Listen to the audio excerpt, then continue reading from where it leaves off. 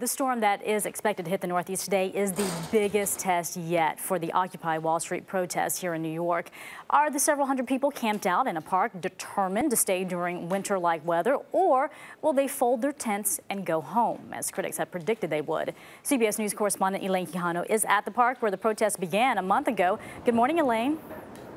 Good morning to you, Betty. Well, right now the temperature is 43 degrees. The wind chill is making it feel like 37. And forecasters are calling for more than an inch of snow in some parts of New York City later today. Still, the Wall Street protesters are vowing to stay put. 6 weeks after the Occupy protest began, authorities are trying to turn up the heat as Mother Nature turns on the cold.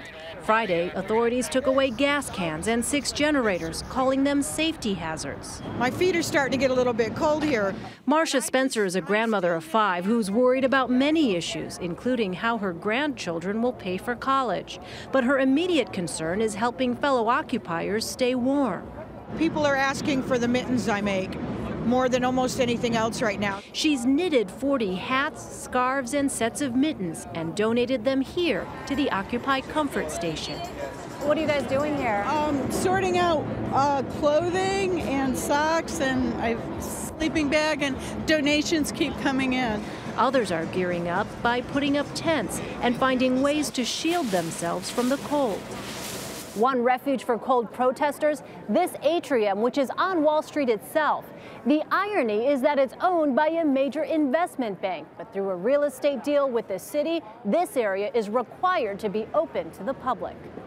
Protesters here meet to discuss everything from the wealth gap to the environment. But back at Zuccotti Park, Michigan-born Marcia Spencer prefers to brave the elements. There is definitely a resolve and a dedication in a lot of the people I've met here to keep this going until something is accomplished. Now, there are already examples of how the cold is posing a real danger for demonstrators.